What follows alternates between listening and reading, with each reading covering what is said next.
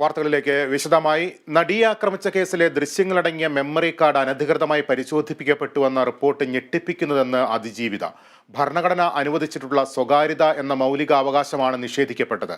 കോടതിയിൽ പോലും സ്വകാര്യത സംരക്ഷിക്കപ്പെടുന്നില്ല എന്നത് ഭയപ്പെടുത്തുന്നതാണെന്നും സമൂഹ മാധ്യമത്തിൽ എഴുതിയ കുറിപ്പിൽ വിമർശിക്കുന്നു. നടി ആക്രമിക്കപ്പെട്ട ദൃശ്യങ്ങളടങ്ങിയ മെമ്മറി കാർഡ് കോടതിയുടെ കസ്റ്റഡിയിലിരിക്കെ 3 തവണ പരിശോധിക്കപ്പെട്ടുവെന്ന വിചാരണ കോടതിയുടെ വസ്തുതാ അന്വേഷണ റിപ്പോർട്ട് കഴിഞ്ഞ ദിവസം പുറത്തു വന്നിരുന്നു. ഇതിനു പിന്നാലെയാണ് കോടതിക്കെതിരെ അടക്കം അതിരൂക്ഷ വിമർശനവുമായി അതിജീവിത രംഗത്ത് വന്നത്. സ്വകാര്യത എന്നത് ഒരു വ്യക്തിക്ക് ഭരണഘടന നൽകുന്ന മൗലിക അവകാശമാണ്. എന്നാൽ കോടതിയിലിരുന്ന മെമ്മറി കാർഡിലെ ഹാഷ് വാല്യൂ മാറിയതിലൂടെ അത് നിഷേധിക്കപ്പെട്ടു. കോടതിയിൽ പോലും സ്വകാര്യത സംരക്ഷിക്കപ്പെടുന്നില്ല എന്നറിയുന്നത് ഭയപ്പെടുത്തുന്നതാണെന്നും അതിജീവിത ചൂണ്ടിക്കാണിക്കുന്നു. ഇരയാക്കപ്പെട്ട വ്യക്തിയുടെ നീതിക്ക് കോട്ടകെട്ടി കരുത്തു പകരേണ്ട കോടതിയിൽ നിന്നും ഇത്തരമൊരു ദുരാനുഭവം ഉണ്ടാകുമ്പോൾ തകരുന്നത് മുറിവേറ്റ മനുഷ്യരും അഹങ്കരിക്കുന്നത് മുറിവേൽപ്പിച്ച നീചരുമാണെന്നത് സങ്കടകരമാണ്.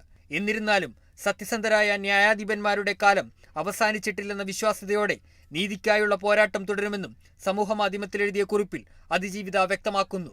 News desk, Kerala vision news.